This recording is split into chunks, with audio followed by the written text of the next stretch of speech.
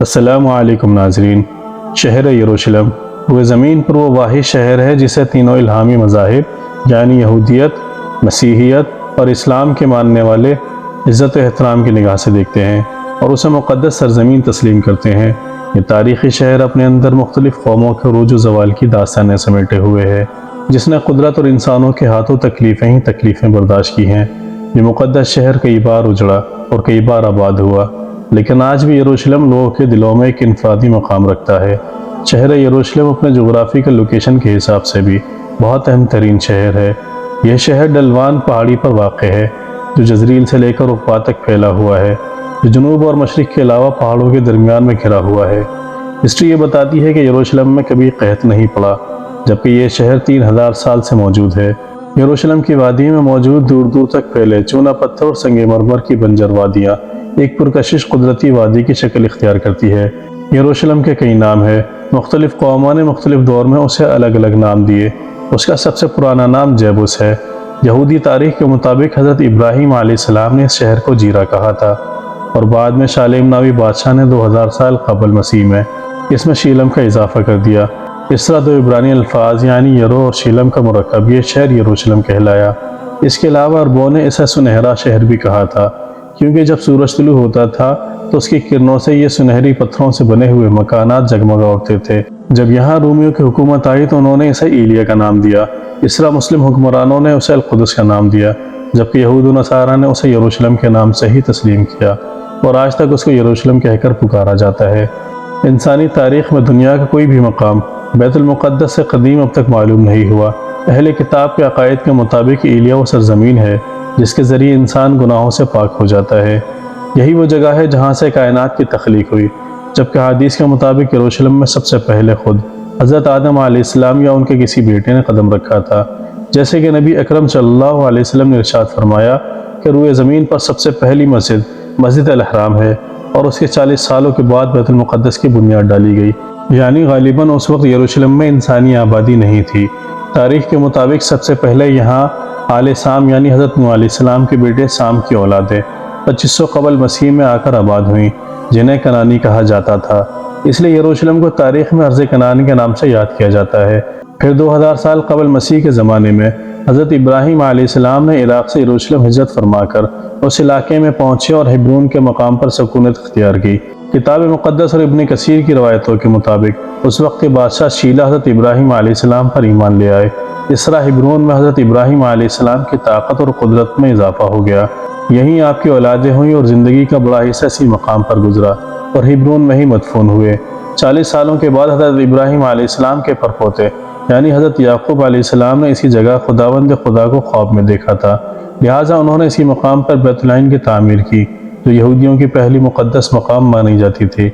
حضرت یعقوب علیہ السلام کی اولادیں جنہیں بنی اسرائیل کہا جاتا ہے، یہ لوگ کنعان چھوڑ کر مصر کی جانب ہجرت کر گئے اور لمبے عرصے تک وہاں پر فرعونیوں کے غلام بنے رہے۔ اس زمانے میں قوم عمالقہ نے ارض فلسطین اور یروشلم پر قبضہ کر لیا، اور جب حضرت موسیٰ علیہ السلام بنی اسرائیل کو لے کر مصر سے نکلے تو اس ارض مقدس کا ان سے وعدہ کیا گیا تھا جو بنی اسرائیل کو عطا ہونے والی تھی۔ اس وقت اسرائیلیوں کی تعداد 7 لاکھ سے بھی زائد تھی۔ حضرت موسیٰ علیہ السلام کی زندگی میں بنی اسرائیل فلسطین میں داخل نہ ہو سکے، لیکن آپ کے بعد آپ کے جانشین حضرت یوشع بن نون کی رہنمائی میں بنی اسرائیل نے قوم عمالقہ سے جنگ لڑی اور انہیں فتح حاصل ہوئی۔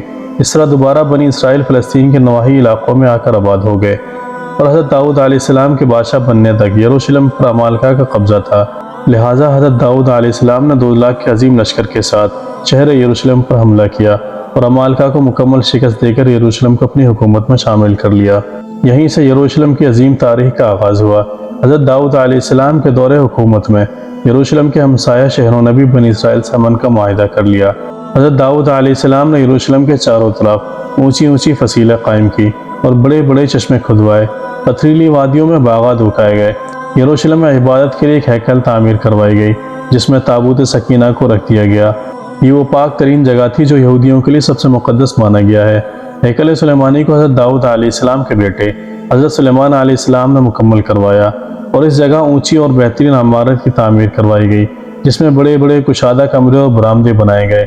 اس ہیکل سلیمانی کو تعمیر ہونے میں پورے 13 سال کا عرصہ لگا۔ یروشلم بنی اسرائیل کا دارالسلطنت قرار پایا اور شہر کی شان و شوکت میں مزید اضافہ ہوا۔ شہر میں سینکڑوں نہریں کھدوائی گئیں اور سڑکیں پختہ کروائی گئیں۔ اس طرح یروشلم اپنے دور کا سب سے بڑا اور خوبصورت ترین اور عظیم تجارتی شہر بن گیا۔ ماہرین کا ماننا ہے کہ اس زمانے میں یروشلم کا رابطہ دنیا کی عظیم ترین تہذیبوں اور شہروں سے تھا، جن میں وادی سندھ، مصر، فارس اور میسوپوٹامیہ شامل ہے۔ وادی سندھ کے شہر ہڑپہ اور منجو داڑو سے اہل یروشلم سونے، چاندی، ہاتھی دانت اور مور مسالے اور کپاس کی تجارت کیا کرتے تھے۔ حضرت سلیمان علیہ السلام کے عظیم دور حکومت کے بعد بنی اسرائیل رفتہ رفتہ سرکش اور نافرمان ہو گئے۔ انہوں نے تورات میں رد و بدل کر دی اور پیغمبروں کو قتل کر دیا۔ یہوہ کی مورتی بنا کر بت پرستی کی ابتدا کی۔ سود، زنا اور ہر طرح کے جرم میں ملوث ہو گئے۔ لہٰذا ان کی نافرمانیوں کی وجہ سے یروشلم پر بیرونی طاقت نے کئی بار حملے کیے اور 1000 سال کی طویل تاریخ میں تقریباً 17 مرتبہ یہ شہر مکمل طور پر اجڑ کر دوبارہ سے آباد ہوا۔ ان حملوں میں سے بخت نصر اور ٹائٹس کے حملے سے یروشلم اور یہاں آباد لوگوں کو سب سے زیادہ نقصان ہوا۔ ہیکل مکمل طور پر تباہ ہو گیا، تورات کے نسخے جلا دیے گئے، اسرائیلی عورتوں کا اسیر بنا لیا گیا اور شہر میں قتل عام ہوا۔ یہودیوں کے تمام مال و اسباب لوٹ لیے گئے اور یروشلم کے تمام عظیم محلات اور تعمیرات پتھر کے ڈھیروں میں تبدیل ہو گئے۔ ٹائٹس کے حملے کے بعد تقریباً 5 صدیوں تک شہر یروشلم عیسائیوں کی حکومت کا حصہ رہا، اور پھر 5ویں صدی عیسوی میں اسلام کی آمد کے ساتھ یروشلم کی تاریخ میں ایک نئے باب کا آغاز ہوا۔ حضرت محمد صلی اللہ علیہ وسلم نبوت کے 7ویں سال سفر معراج پر تشریف لے گئے۔ اس دوران آپ صلی اللہ علیہ وسلم مسجد الحرام سے بیت المقدس پہنچے اور تمام انبیاء کرام کی نماز کی امامت کروائی، اور پھر اسی مقام سے براق پر سوار ہو کر 7 آسمانوں کے سفر پر روانہ ہوئے۔ اس طرح کعبہ اور مسجد نبوی کے ساتھ یروشلم کی بیت المقدس کو اسلام کے اہم ترین مقامات کا اہم ترین درجہ حاصل ہوا۔ 16 ہجری یعنی 236 عیسوی میں حضرت عمر ابن خطاب کی خلافت میں بیت المقدس کو یہود و نصارہ سے آزاد کروا لیا گیا اور یروشلم اسلامی سلطنت کا حصہ بن گیا۔ 86 ہجری میں عملی خلیفہ عبد الملک بن مروان نے مسجد اقصیٰ کی تعمیر کروائی اور خلیفہ عباس منصور نے مسجد کی مرمت کروائی۔ مسلمانوں کے یروشلم فتح کرنے کے بعد کئی عرب قبائل وہاں آ کر سکونت پذیر ہوئے اور کچھ ہی عرصے بعد یروشلم ایک خالص عرب علاقے میں تبدیل ہو گیا۔ بنو عباس کی خلافت تک یروشلم اسلامی ریاست کا حصہ رہا۔ جیسے ہی خلافت کمزور پڑنے لگی تو 1099 عیسوی میں صلیبیوں نے بیت المقدس کو مسلمانوں سے چھین لیا اور یروشلم میں مسلمانوں کے خون کے ساتھ ہولی کھیلی گئی۔ تقریباً یہ شہر 88 سال تک صلیبیوں کے قبضے میں رہا اور آخر کار قبلہ اول کی آزادی کی خاطر 16 جنگیں لڑ کر صلاح الدین ایوبی نے 1187 ہجری میں یروشلم کو دوبارہ آزاد کروا لیا۔ اس کے تقریباً 700 برس تک یروشلم اسلامی سلطنت کا حصہ رہا۔